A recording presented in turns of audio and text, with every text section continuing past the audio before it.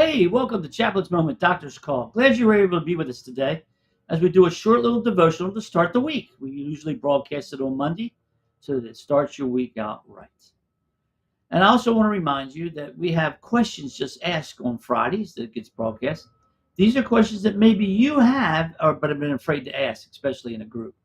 Hey, you ask it, I'll answer it. Send it to me at john@hopelowcountry.org. So today, we're going to be looking at the last 3 weeks of May. We're going to be looking at what does the Holy Spirit actually do.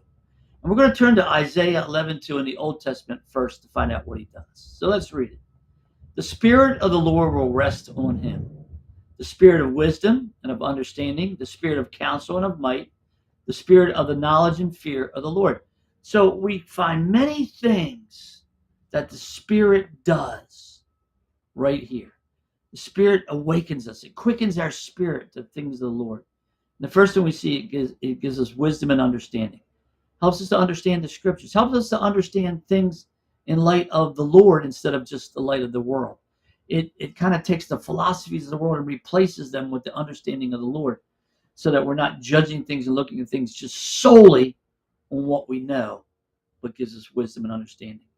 The second thing we see it does, it's full of counsel and might.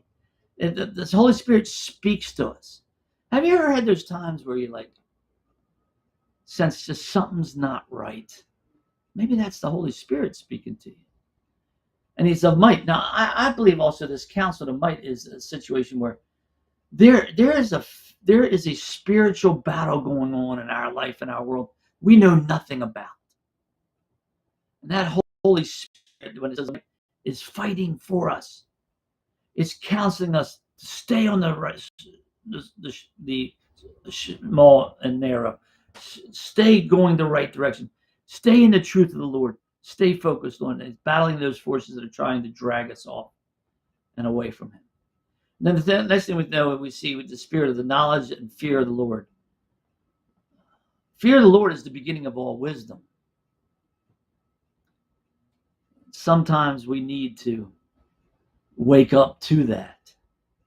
And the Spirit does that. It wakens us up to knowing the Lord, that the Lord is present.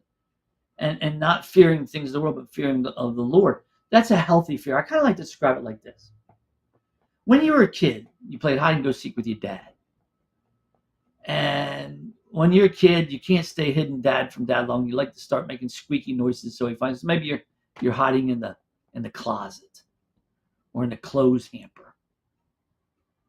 And dad comes along. He knows you're in there, and he's real quiet.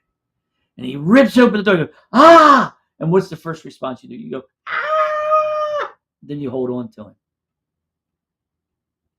That's a healthy fear of the Lord. I like to call it the awe of the Lord, AWE. That's a healthy fear where he's present, but then you're wrapped up in who he is. And that's what the Spirit helps us to understand.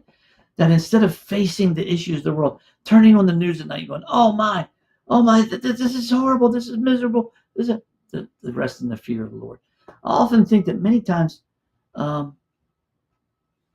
middle-class, well-to-do people have more fear than people who have to live on the streets because they know what they face.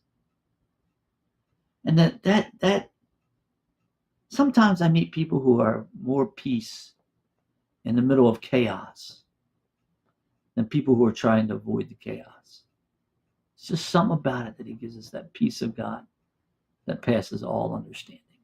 That's the Spirit. So we see that when we rest on the Lord, he gives us wisdom, understanding, counsel, and a might to fight the issues of the world that want to distract from our God.